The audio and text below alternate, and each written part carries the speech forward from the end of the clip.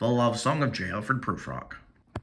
Let us go then, you and I, when the evening is spread out against the sky, like a patient etherized upon a table.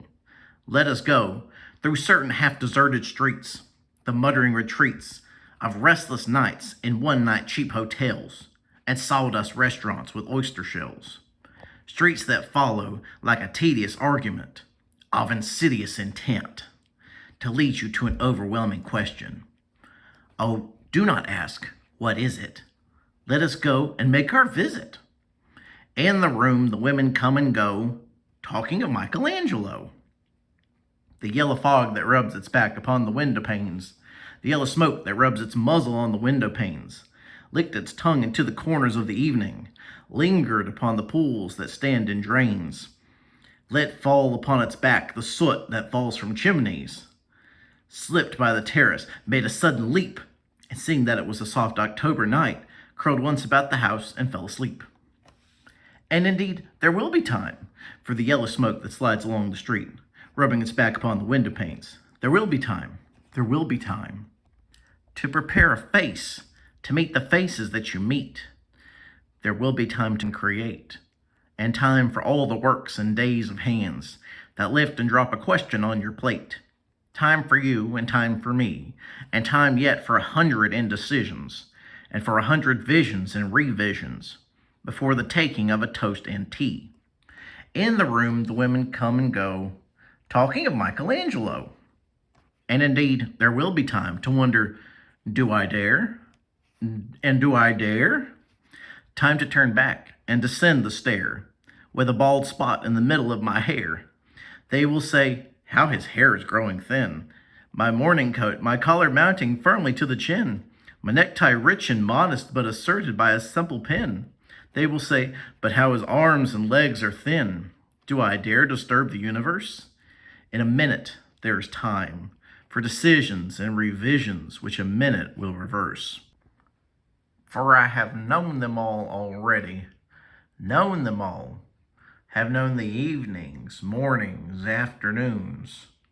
I have measured out my life with coffee spoons. I know the voices dying with a dying fall beneath the music from a farther room. So how should I presume? For I have known them all already, known them all, the eyes that fix you in a formulated phrase, and when I am formulated, sprawling on a pen, when I am penned and wriggling on the wall, then how should I begin to spit out all the butt-ends of my days and ways, and how should I presume? And I have known the arms already, known them all, arms that are braceleted and white and bare, but in the lamplight, downed with light brown hair. Is it perfume from a dress that makes me so digress? Arms that lie along a table or wrapped about a shawl. And should I then presume? And how should I begin?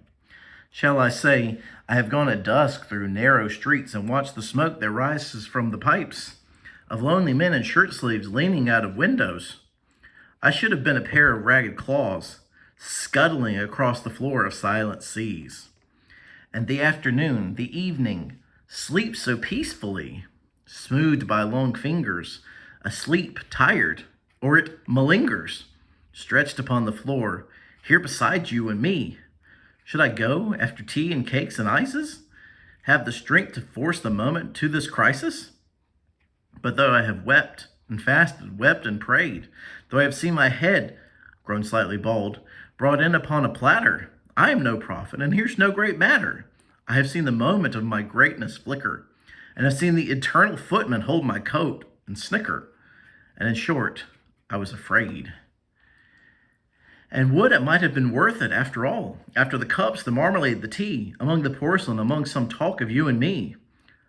Would it have been worth it while to have bitten off the matter with a smile, to have squeezed the universe into a ball, to roll it towards some overwhelming question, to say, I am Lazarus, come from the dead, come back to tell you all, I shall tell you all. If one settling a pillow by her head should say, that is not what I meant at all, that is not it at all. And would it have been worth it after all?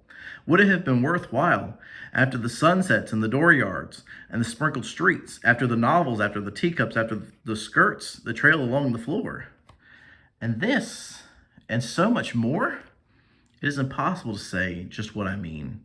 But as if a magic lantern threw the nerves and patterns on a screen, would it have been worth it while, if one settling a pillow or throwing off a shawl and turning toward the window should say, "That's not it at all. That's not what I meant at all."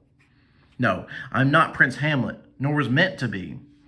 Am an attendant lord, one that will do to swell a progress, start a scene or two. Advise the prince, no doubt, an easy tool, deferential, glad to be of use, politic, cautious, and meticulous, full of high sentence, but a bit obtuse. At times, indeed, almost ridiculous.